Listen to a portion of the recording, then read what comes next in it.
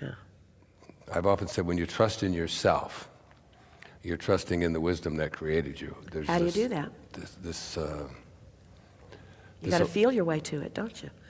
Because if you learned it from your mother, she wasn't all that trustworthy. Right. She sometimes was in a really bad mood when she told you what to do. And so you train yourself into trust.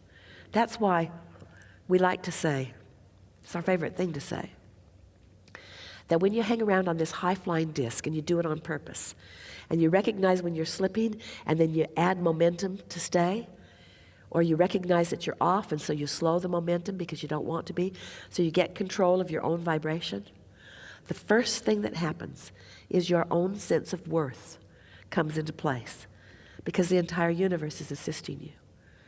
You just feel clarity and everything works out. And it's like a concierge leading you everywhere that you want to go. There are no missteps, and if they are, you find them funny. Esther knew that she had really accomplished being on the high-flying disc in a more consistent way than she'd ever done before, when one day the housekeeper had dusted something in her bedroom and the extension cord had fallen behind a very heavy chest, and she couldn't get it out easily. And she is really laughing as she is trying to engineer how to get it out. And about 60 days earlier, she would have been swearing about it. In other words, I know she knew that she dropped it behind. She should have fished it out herself, would have been the conversation. And now Esther's just delighted in the ingenuity, in the clarity that she found to fish it out. And what are you going to do anyway? What kind of, you have more important things to do than fish extension cords out from under your desk? In other words, isn't life really about these moments and these moments and these moments? People are waiting for their dream vacation or their dream relationship or their dream car or their dream job. And we say, it's never going to come. It's now, now, now, now, now. Now alignment or not, now alignment or not, now alignment or not, now alignment or not. And when you show yourself that you can have now alignment, now alignment, now alignment, now you're living the way you intended, you see. Do you have to almost catch yourself when you're having a thought that's a misaligned thought and correct it? I mean, it seems to me it's stuck in here in our subconscious mind in some way. It sort of is. So you get a hold of this thought and you realize I just had a judgmental thought, so I'm not going to do that again. Well, but for me, I have to go back and correct the thought. Yeah, and then I have to correct the behavior. But just slow yourself down unnecessarily. We've written a lot of books with a lot of processes, and we're just here to tell you it's sort of kind of the hard way of going about it. Because when you slumber, your momentum stops. And when you find the high-flying disc and increase that momentum, now things are really working fast for you.